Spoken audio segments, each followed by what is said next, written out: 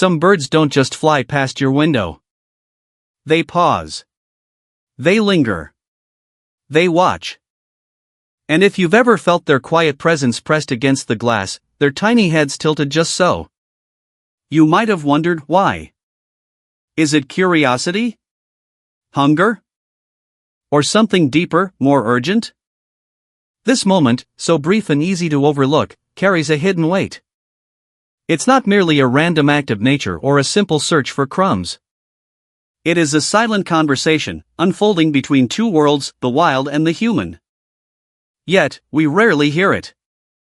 When a bird perches outside your window, almost motionless, something subtle is unfolding beneath the surface.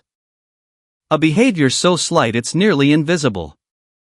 A deliberate choice woven into the fabric of their daily rhythm. You might notice them bobbing their heads slightly, their eyes flickering, scanning beyond the glass. Maybe they sing a brief song or emit a soft call. It almost seems like they are waiting. But waiting for what? At first glance, this looks like harmless curiosity. A bird captivated by its own reflection. Or simply seeking food crumbs on the sill.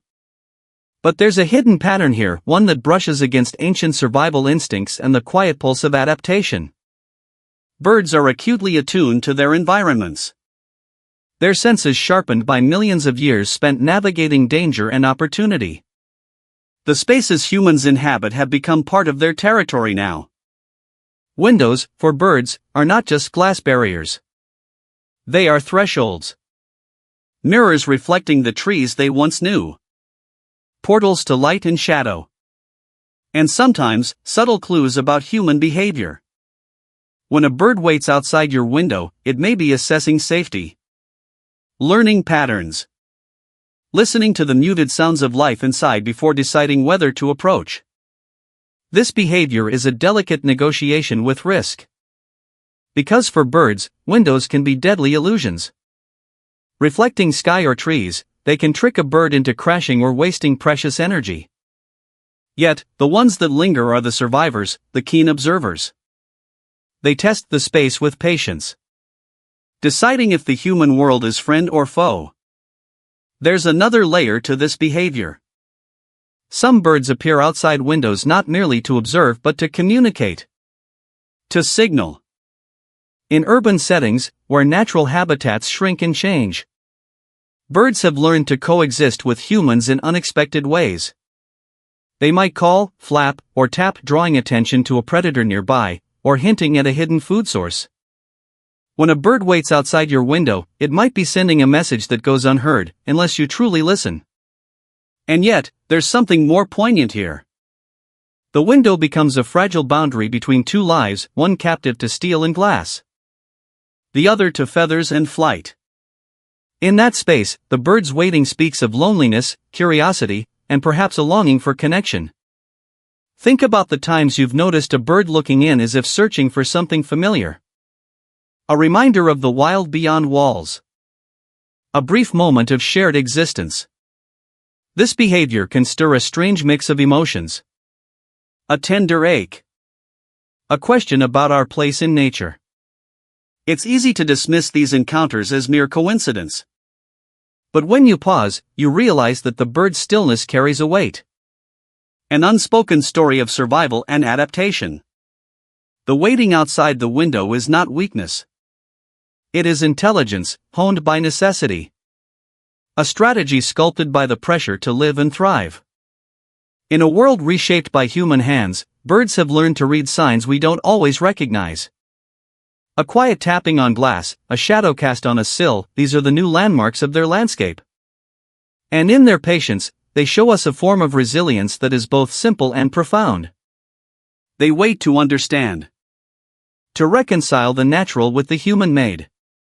Every pause outside the window is a negotiation. A careful weighing of risk and reward.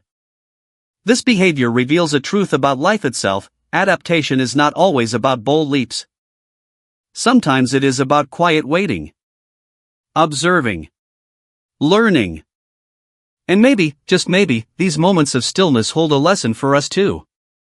The bird outside your window waits not out of despair, nor out of hope alone. But because survival often demands a kind of patience we tend to overlook.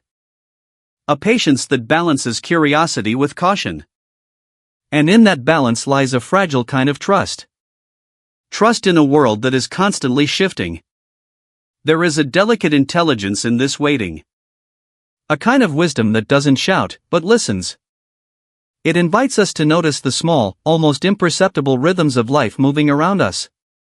To recognize the quiet vigilance that defines survival. Because waiting is not passive. It is a form of action.